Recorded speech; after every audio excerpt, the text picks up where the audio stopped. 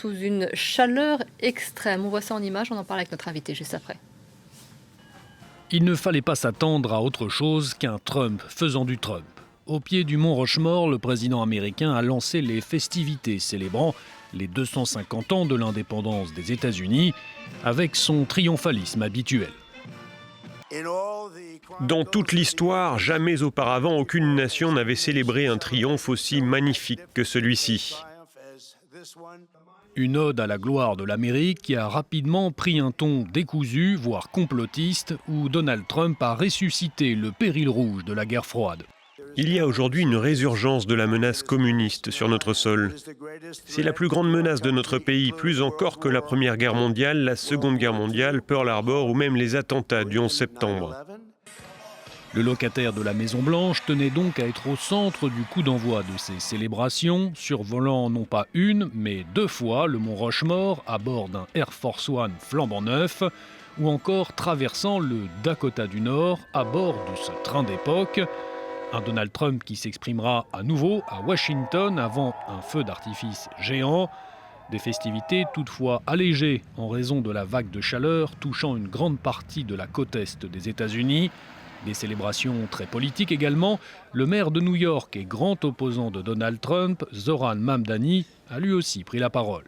Le patriotisme n'a jamais été de prétendre que notre nation n'a pas de défaut. Le patriotisme, c'est chaque acte de dissidence légitime.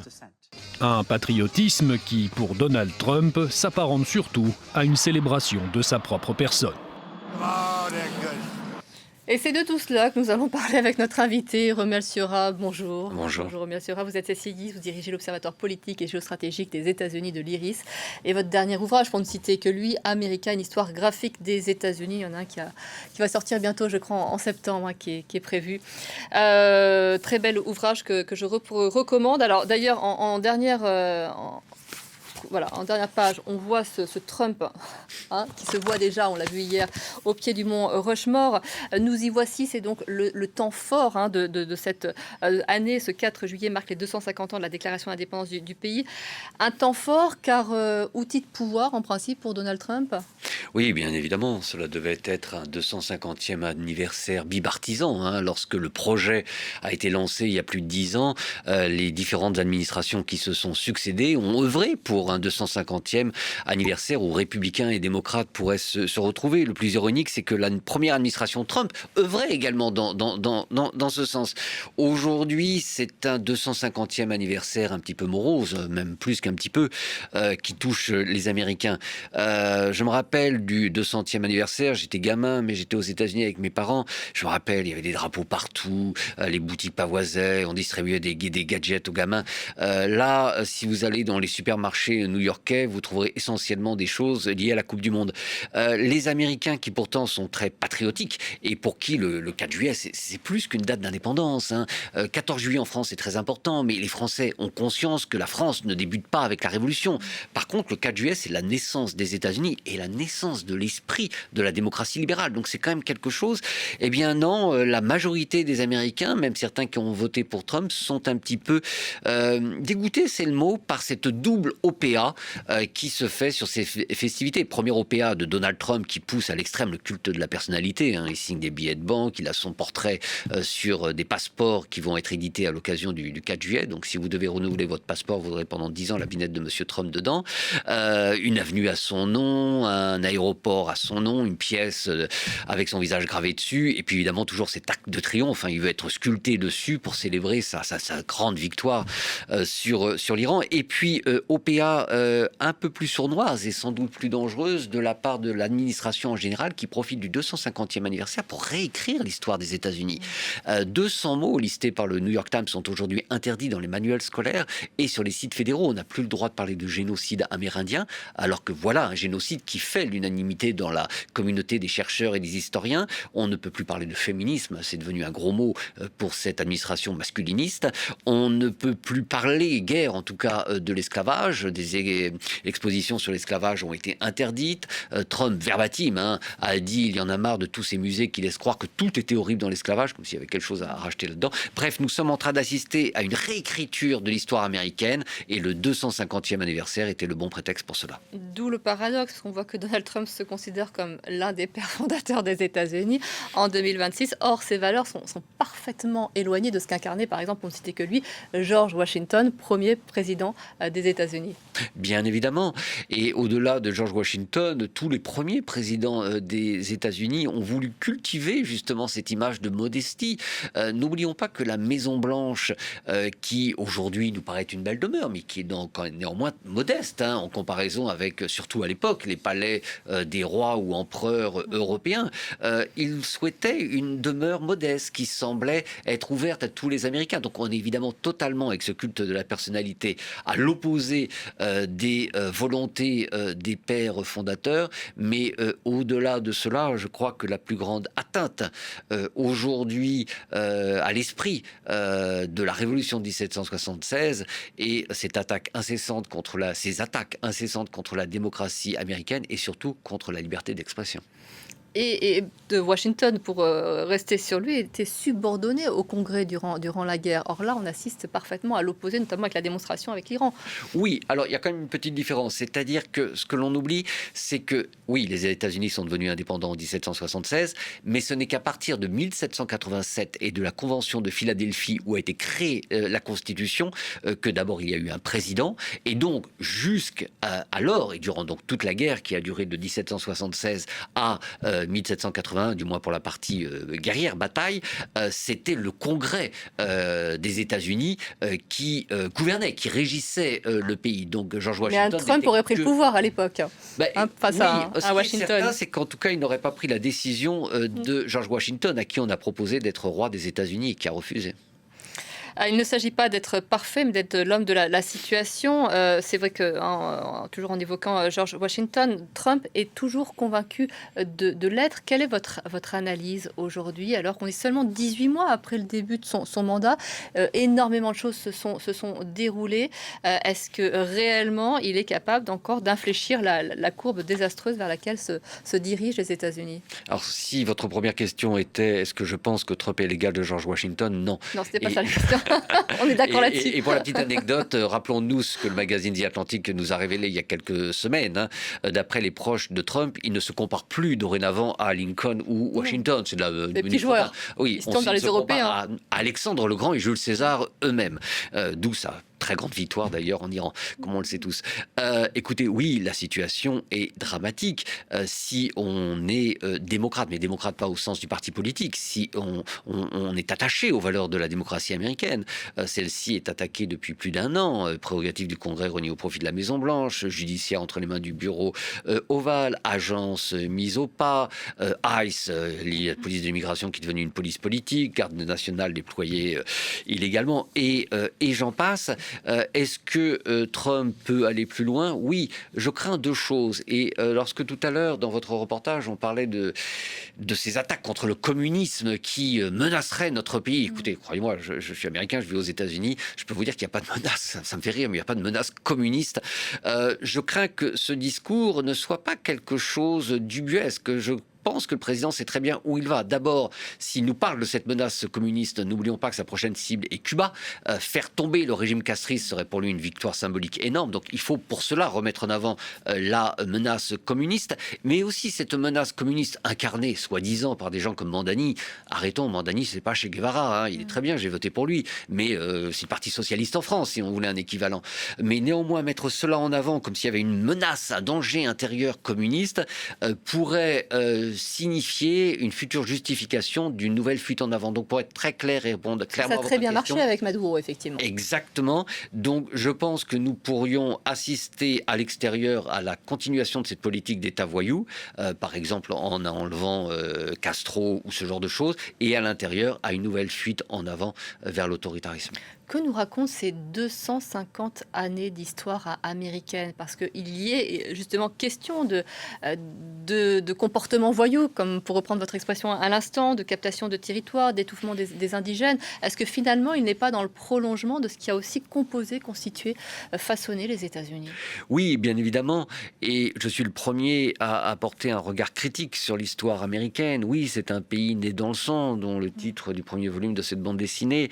Oui, c'est un pays qui s'est bâti sur un génocide, le génocide amérindien, sur le viol, la violation, l'appropriation de la culture, des biens d'autrui. C'est un pays intrinsèquement violent qui continue à véhiculer cette violence, et cette administration ne fait rien d'autre que la pousser au maximum, que ce soit donc avec ICE dont on vient de parler ou avec sa politique extérieure.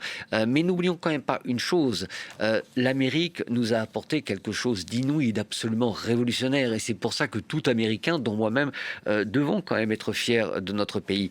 N'oublions pas que 1776 a vu la création de la première démocratie moderne, certes imparfaite, certes seuls les hommes blancs et riches pouvaient à l'époque voter, mais néanmoins la dynamique était lancée, la liberté qui nous semble aujourd'hui quelque chose d'acquis était à l'époque un cadeau fait à l'humanité, je vais y arriver, absolument moderne, quelque chose de nouveau. Si aujourd'hui je peux devant vous critiquer Donald Trump et rentrer paisiblement dans mon pays dans quelques jours, du moins pour l'instant, c'est grâce à cet esprit-là. Donc oui, c'est une Amérique née dans la violence, qui a persécuté les populations autochtones, mais c'est aussi une Amérique qui a offert au monde la démocratie et sans doute la plus belle chose qu'un être humain peut lui s'espérer, la liberté. Mais donc, que reste-t-il de cet élan démocratique aujourd'hui? Il y a eu ce livre qui a un grand succès, Regime Change, de deux journalistes du New York Times qui révèle le fonctionnement de l'exécutif américain. On voit que Trump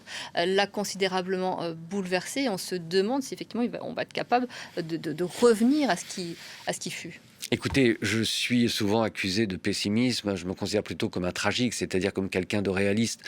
Je crains que les démocraties telles que nous les avons connues soient en fin de course. Je ne dis pas que les choses vont changer après-demain, mais je parle sur plusieurs décennies. Et malheureusement, si on ne réinvente pas, si on ne repense pas l'idée de démocratie, nous pourrions aller droit dans le mur. Quant à la démocratie américaine, Trump n'est pas le premier à s'en prendre à elle. Il n'aura qu'accélérer un processus de déliquescence déjà bien avancé.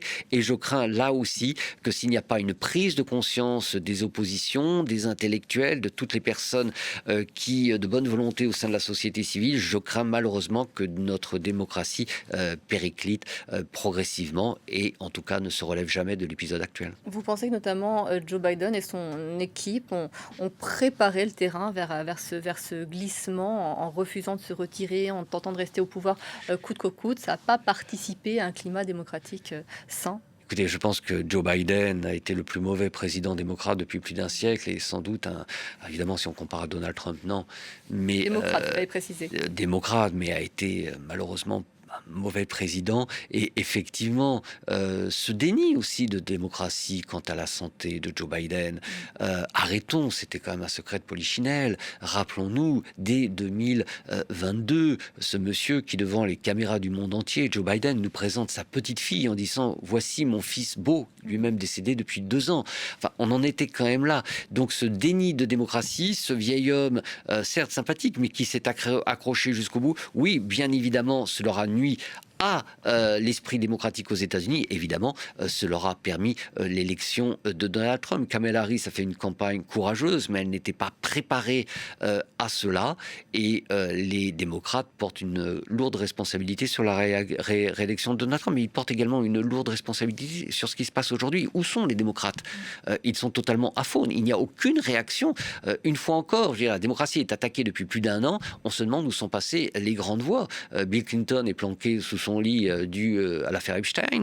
Et Barack Obama est très occupé à vendre des livres à droite ou à On gauche. les a tous vus sortir pour inaugurer le musée de Barack Obama. Ils étaient tous là en randonnion, en revanche. C'est très pour bien. cette sortie à Chicago. Mais il n'y a aucune préscience des enjeux civilisationnels du moment, à part peut-être le gouverneur de Californie ou certains politiques comme Mandani. Mais j'entends très très peu de discours où il y a une prise de conscience. On a tous l'impression, et ces gens d'ailleurs le croient, hein, que Trump est une petite parenthèse. Ils veulent oublier ou ils oublient ou ils ignorent que les parenthèses ont été Obama-Biden et que malheureusement cette extrême droite qui est arrivée l'année dernière au pouvoir avec Donald Trump est là pour rester au pouvoir. Et même si un démocrate, je l'espère, reprend la Maison-Blanche en 2028, si rien n'est fait, cela pourrait n'être à nouveau qu'une parenthèse. Alors, s'il n'y a pas de vision incarnée, en tous les cas, autre que celle de Donald Trump pour s'opposer à lui, il y a des contre-pouvoirs qui existent toujours. J'ai relevé cette phrase d'un conseiller de campagne de Donald Trump qui a dit: quand on s'oppose, on se fait littéralement casser la gueule. On pense à son combat de MMA, notamment pour son anniversaire à la Maison-Blanche. Il y a des institutions qui résistent encore. Vous parliez de ICE tout à l'heure. Cette lutte contre ICE, contre cette police de l'immigration, a permis de faire émerger ces contre-pouvoirs, cette résistance, notamment des États, puis de la justice aussi. Oui, alors effectivement, vous avez tout à fait raison. Les principaux contre-pouvoirs sont essentiellement les États. Mais est-ce une bonne chose? Oui, je me réjouis que l'État dans lequel je vis, l'État de New York, puisse résister à la politique migratoire de Donald Trump et ne permette pas à ICE certaines descentes que cette police peut effectuer dans d'autres États. Oui, je me réjouis de voir la Californie résister à l'autoritarisme de cette administration. Mais tout cela ne préfigure-t-il pas l'éclatement potentiel possible des États-Unis? Il faudrait mieux que les contre-pouvoirs soient au Congrès ou viennent de l'opposition. Alors par contre, où l'on peut se réjouir, c'est de voir la Cour suprême, qui est censée être une Cour suprême à la botte de Donald Trump, et qu'il est, hein, ne l'oublions pas, sur beaucoup de dossiers essentiellement sociétaux, elle suit Donald Trump. Mais qui néanmoins, lorsque Trump contourne le droit, est là pour lui taper sur les mains, et c'est une bonne chose. Lorsque celle-ci a refusé à Trump sa politique de taxation le 25 février dernier, ce n'était pas la politique de taxation qu'il critiquait, c'était le fait que Trump ait contourné le Congrès pour l'imposer. Donc ça, voir des républicains ultra-conservateurs comme le président de la Cour suprême, le juge Roberts, s'opposer à Donald Trump, nous prouve que la démocratie américaine peut encore un tant soit peu résister. La question, c'est jusqu'à quand? Il y a ces élections de mi-mandat dans quelques mois. Vous parliez du bilan désespérant des démocrates, qui ne sont pas forcément capables de se mobiliser. On voit que Donald Trump aussi est en train de conditionner la politique économique et diplomatique pour ces élections de mi-mandat. On l'a vu lors de son voyage en Chine notamment. Il est prêt à faire pression pour acheter des denrées agricoles, prêt à lâcher Taïwan. Les grands perdants, en somme, ce sont les Américains qui n'ont plus d'interlocuteurs politiques vers lesquels se tourner aujourd'hui. Très peu au niveau de la politique intérieure, vous n'avez plus beaucoup, vous parlez de la politique intérieure. Oui, écoutez, il n'y a plus, regardez au sein du parti démocrate, hein, c'est un parti éclaté, constitué de différentes franges qui ne dialoguent pas entre elles. Hein. Vous avez, si on voulait faire une comparaison un peu facile, mais néanmoins significative, vous avez à la gauche du parti démocrate des gens comme Mandani, Alexandria Ocasio-Cortez ou Bernie Sanders, qu'on pourrait comparer plus ou moins... Très âgé quand même, Bernie Sanders. Voilà, et qu'on pourrait comparer à la gauche du PS en France ou à la France insoumise. Et puis de l'autre côté, vous avez des gens comme Kamala Harris ou Joe Biden en son temps qu'on pourrait comparer à François Bayrou ou Michel Barnier. Donc tout ça est très honorable, mais ce sont des gens qui n'ont pas la même vision de ce que devrait être la politique du pays, qui donc ne parlent pas entre eux. Et donc effectivement, les Américains ont l'impression de ne pas être représentés et de ne pas avoir d'interlocuteurs dans un moment de gravité aiguë, extrême. On a vu que la religion était très présente pour les célébrations de ce 250e anniversaire. On sait qu'elle est instrumentalisée plus que jamais depuis ce second mandat. Est-ce que malgré tout, ce poids religieux est toujours aussi fort dans ce qui dirige Donald Trump, ou est-ce qu'il est en train de se déliter ? Non. Alors, il y a eu quelques petits couacs lorsque le président s'était représenté en Jésus-Christ guérisseur, lorsqu'il s'en était pris au pape. Même les évangéliques, même si ces derniers ne sont pas catholiques, n'ont pas trop apprécié qu'on s'en prenne à une grande figure religieuse. Et puis, les catholiques, effectivement, eux, se sont un petit peu éloignés de ce président qui, donc, a critiqué le Vatican, qui paraît un petit peu radical. Et n'oublions pas que le catholicisme n'arrive pas grand-chose de comparable avec les évangéliques qui, eux, sont proches des mouvements radicaux d'extrême droite. Néanmoins, les différentes mouvances religieuses américaines soutiennent encore ce président, même si pour eux, il a un côté un petit peu Satan. C'est un bon Satan, puisque c'est quand même lui qui, avec l'aide de Suzy Wills, la secrétaire générale de la Maison-Blanche, qui est en charge de cette grande révolution ultra-conservatrice. Petit comité qui dirige. Voilà, c'est elle quand même qui avait insufflé, lorsqu'elle travaillait avec le gouverneur de Floride, Ron DeSantis, cette première contre-révolution culturelle qui fait aujourd'hui que dans toute la Bible Belt, ces États du Sud-Est, l'avortement est interdit, la pilule du lendemain est introuvable, la pilule est maintenant sur la sellette, les femmes se retrouvent bien souvent derrière les fourneaux. Tout cela est une politique qui plaît à non pas l'entièreté évidemment de l'électorat religieux, je mets les catholiques à part, mais des évangéliques, et donc pour cela il continue à soutenir Trump. Donc il vous semble que tout le monde est rassemblé derrière Donald Trump pour ces élections de mi-mandat, personne ne le lâche aujourd'hui, même chez les républicains? À l'heure qu'il est, il faut arrêter d'être dans le déni quand on parle des républicains qui ont lâché Trump. C'est toujours les 5-6 mêmes qui jouent les troublions depuis déjà plusieurs années. À l'heure qu'il est, le Parti républicain est réuni comme un seul homme derrière Trump, les différents mouvements conservateurs également. Les choses pourraient changer si les élections sont très méchamment perdues. Romuald Sera, je vous remercie beaucoup d'être venu sur notre plateau nous parler de ce 250e anniversaire de l'indépendance des États-Unis. On attend donc les festivités ce soir. Grand discours de Donald Trump, parade navale, enfin énorme feu d'artifice que tout le monde pourra suivre en direct sur les télévisions. Ce sera donc le point d'orgue de ces célébrations aujourd'hui. Dans un